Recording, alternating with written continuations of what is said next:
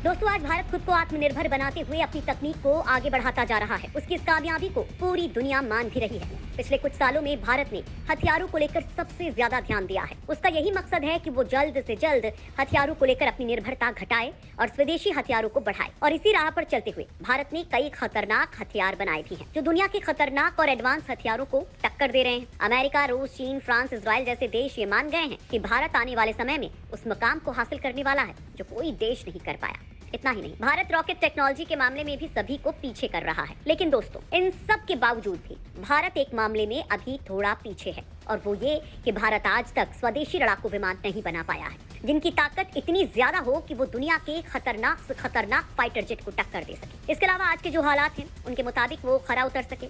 आखिर ऐसा क्यों है?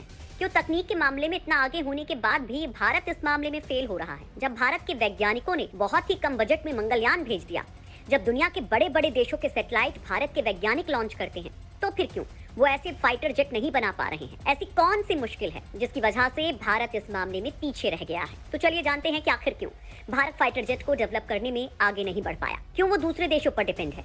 तो आप हमारे साथ अंत तक बने रहिएगा। दोस्तों, आज भारत की तकनीक कितनी एडवांस हो चुकी है ये किसी से छिपी नहीं है। भारत के रॉकेट मिसाइल की ताकत का डंका पूरी दुनिया में मचा हुआ है, लेकिन जेट को लेकर वो पीछे है। वैसे रॉकेट इंजन और जेट इंजन दोनों एक ही प्रिंसिपल पर काम करते हैं। वहीं भारत ने फाइटर जेट पर काम भी किया, लेकिन उसमें लगा इंजन दूसरे देश का था, और आज भी वो इसी कंडीशन पर काम करता है। यही कारण है कि भारत के फाइटर जेट दुनिया के सामने हल्के पड़ जाते हैं। दोस्तों, आपको बता दें कि रॉकेट इंजन की तरह जेट इंजन भी इंटरनल प्रेशर डिफरेंशियल के जरिए थ्रस्ट जनरेट करता है।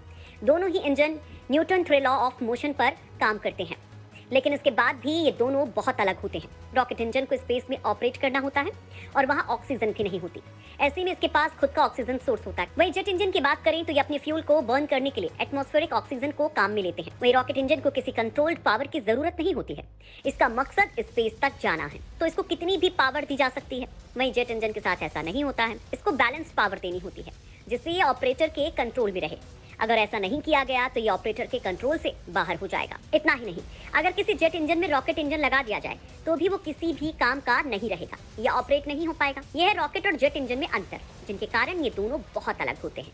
चलिए अब यहाँ थोड़ा जेट इंजन के बारे में जान लेते हैं कि ये कैसे काम करते हैं और कैसे ये बनते हैं। दोस्तों, यहाँ आपको टर्बोजेट इंजन के बारे में बताते हैं, जो एक एयर ब्रीदिंग इंजन है, जिसे एयरक्राफ्ट में से लगाया जाता है। उसका काम सिर्फ फ्यूल कैरी करना होता है, क्योंकि उसे कैरी करने के लिए एटमॉस्फेरिक ऑक्सीजन की जरूरत होती है, जो आसानी से पूरी हो जाती है।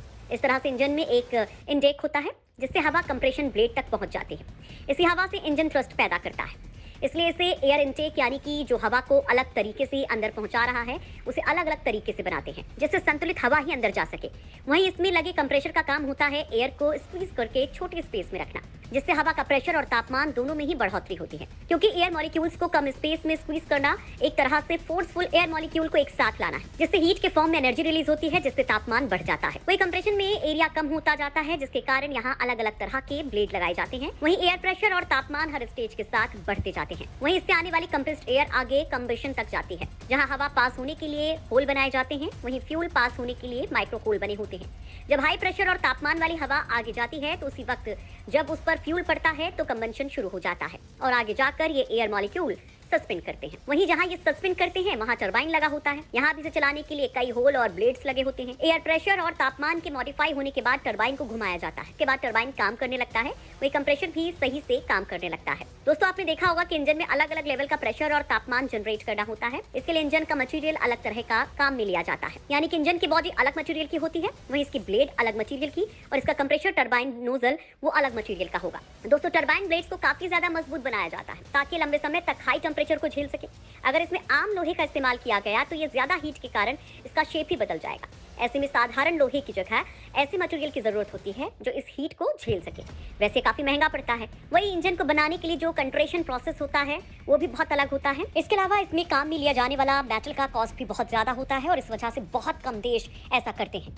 यही कारण है कि भारत जैसे देश के लिए इन्हें बनाना मुश्किल हो जाता है। इसके अलावा इन्हें नहीं बनाने के पीछे ये कारण भी है कि जेट इंजन की टेक्नोलॉजी बहुत ही कॉम्प्लिकेटेड होती है, जिसे डेवलप करने के लिए टाइम और काफी एक्सपीरियंस की जरूरत होती है।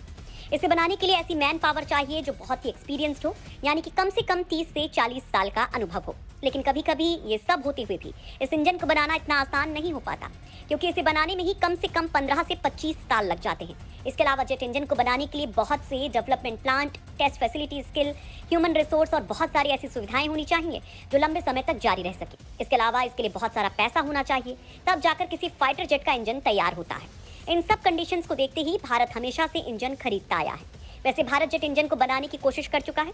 आपको बता दें कि डीआरडीओ का कावेरी इंजन प्रोग्राम लगातार प्रोसेस में है, जिसमें वो अपना खुद का कावेरी डेरिवेटिव इंजन बना रहा है, जिसकी ताकत की बात करें तो कहा जा रहा है कि 8000 से 10000 किलो थ्रस्ट वाला इंजन होगा।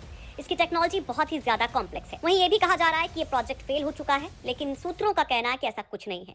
ये प्रोजेक्ट अभी भी जारी है। हाँ, इसे बनाने में थोड़ा वक्त लग सकता है, क्योंकि देश में इस तरह के इंजन को लेकर रिसोर्स की कमी है। वहीं फाइनेंशियल और अच्छी स्किल्स को भी लंबे समय तक मेंटेन करना थोड़ा मुश्किल है, लेकिन फिर भी भारत कोशिश कर रहा है कि वो इसमें कामयाब हो। भले ही आज भारत के पास इस तरह की टेक्नोलॉजी को लेकर एक्सपीरियंस कम है, लेकिन उसे सफल होना है तो इसमें डटे रहना होगा। जेट इंजन में काम में लिए जाने वाले मेटल्स को भी भारत में ही डेवलप करना होगा, क्योंकि बाहर से मंगवाना बहुत ज्यादा महंगा पड़ सकता है। वहीं दूसरी तरफ इसके एक एक पार्ट को बनाने में ही काफी समय लग जाता है। ऐसे में भारत को थोड़ा ज्यादा समय लग सकता है, लेकिन वो सफल जरूर होगा। दोस्तों, आपको जानकर हैरानी होगी कि चीन, जो आज तकनीक के मामले में भारत से बहुत ज्यादा आगे है, वो भी इस तरह के इंजन नहीं बना पाया है। आपको बता दें कि साल 1975 में जब अमेरिका ने F-18 फाइटर जेट बनाया था, तब उसमें 5 बिलियन का खर्च आया था। वहीं आज की बात करें तो ये रकम कई गुना बढ़ चुकी है। आज की तकनीक और भी ज्यादा एडवांस हो चुकी है। वहीं भारत के पास टेस्ट फैसिलिटी की भी कमी है। उसके लिए उसे रूस और जर्मनी जाना पड़ता है। इसमें भी बहुत ज्यादा खर्च आता है और सरकार ही इसे वहन करती है, जिसके कारण सरकार पर बहुत ज्यादा लोड पड़ जाता है। इसके अलावा भारत के पास टेक्नोलॉजी की कमी है, जो धीरे धीरे ही डेवलप हो पाएगी। इसके साथ ही जैसे जैसे भारत की इकोनॉमी मजबूत होती जाएगी, हम इस तरह के प्रोजेक्ट पूरे करने में सक्षम हो पाएंगे। लेकिन फिलहाल भारत इस मामले में पीछे है, वो दूसरे देशों पर डिपेंडेंट है।